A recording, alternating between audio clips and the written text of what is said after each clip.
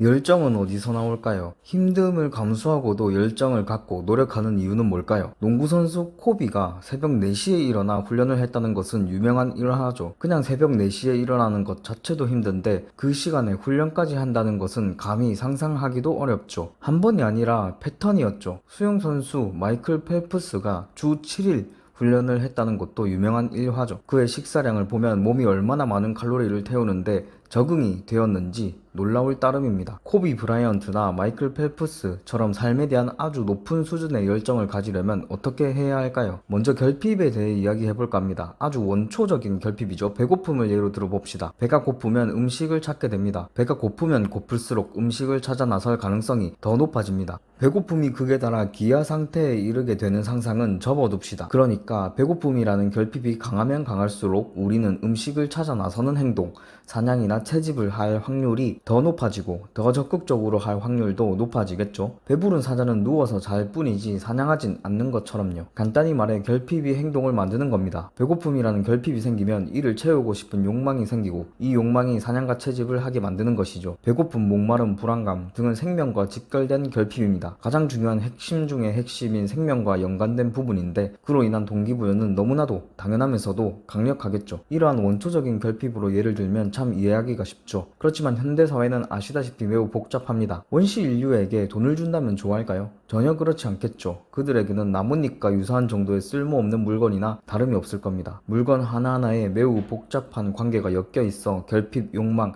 욕심 등이 현대사회에는 뒤섞여 있습니다. 이 말은 즉 현대사회에서 동기부여는 인위적으로 만들어내야 한다는 이야기입니다. 원래 저절로 강력한 열정이 생기지 않는 것이 당연한 겁니다. 이야기가 잠시 샜습니다. 다시 코비 브라이언트로 돌아와 봅시다. 이상하죠? 결핍이라고는 찾아볼 수 없잖아요. 부와 명예, 인기 등 모든 것을 다 가진 그가 어째서 그렇게 강력한 동기를 갖고 욕망을 갖고 고된 훈련에 임할 수 있었을까요? 그도 분명 나름의 결핍을 갖고 있지 않았을까요? 마이클 조던을 뛰어넘어야 한다는 강박관념이나 역사상 가장 위대한 농구선수로 남아야만 한다는 목표라든가요. 목표가 왜 결핍이 되는가 하면 목표란 것은 현재 이루지 못한 것이거든요. 그러기에 결핍은 목표와 동일시될 수 있는 겁니다. 저는 코비 브라이언트의 결핍은 마이클 조던을 뛰어넘는 것과 역사상 최고의 농구선수로 남는 것이 아니었을까 생각합니다. 코비는 관점에 따라 마이클 조던을 뛰어넘은 선수라고 볼 수도 있습니다만 코비는 결코 그렇게 생각하지 않았습니다. 그는 실제 한 인터뷰에서 마이클 조던은 최고의 선수다. 비교되는 것만으로도 영광이다. 다만 그는 그의 길을, 나는 나의 길을 가는 것이다. 라고 이야기했죠. 여기서 힌트가 명확하게 드러납니다. 코비가 그토록 위대한 열정을 갖고 훈련에 임하고 경기에 임했던 이유가요. 그는 그 스스로 마이클 조던을 우상화함으로써 결핍을 설정했고 그 결핍을 활용하여 자신만의 길을 따라 자신만의 목표로 나아가고 있었던 것이죠. 마이클 조던을 뛰어넘는 것이 목표가 아니었기에 오히려 그 부분은 건들지 않을 결핍으로 두고 동기부여로 활용한 것이죠. 우상과의 비교로부터 생기는 결핍을 원동력으로 우상에서 경쟁자로 또는 어느 부분에선 더 뛰어난 선수로 남게 되었죠. 그토록 위대한 열정이 이어질 수 있었던 겁니다. 만약 코비가 나는 조던을 뛰어넘은 선수다 라고 스스로 정말 그렇게 생각했다면 그의 훈련과 농구에 대한 열정이 이어질 수 있었을까요? 아니겠죠. 내가 만든 나만의 결핍은 무엇인가요? 내가 뛰어넘을 생각조차 않는 우상은 누구인가요? 그와 스스로 자신을 비교하며 결핍을 느끼고 한 발짝 더 나아간다면, 조금 더 노력한다면 그 비교는 의미있고 가치 있는 비교가 아닐까요? 정말 남과의 비교를 통해 결핍을 느끼는 것이 나쁜 일일까요? 아니면 더 나은 내가 되기 위한 동기부여일까요? 코비 브라이언트의 정말 모든 것이 충족된 상태였다면 그토록 노력했을 리가 없겠죠. 여기서 힌트가 나옵니다. 이제는 더 이상 자연스럽게 동기부여받고 열정을 갖고 무언가에 임하는 경우는 거의 없다고 봐야 합니다. 원초적인 결핍이 있어 그냥 배고파서 사냥감을 찾으러 나가는 일은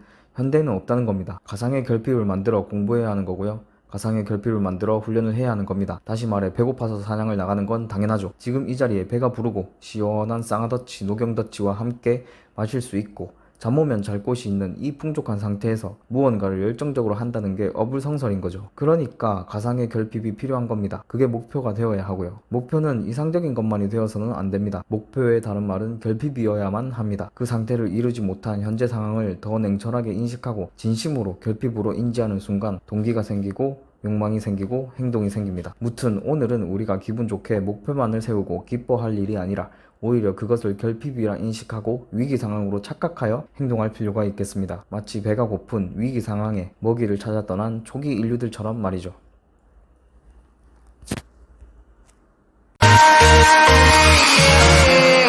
I've been flying from from town to town, from London to Taiwan.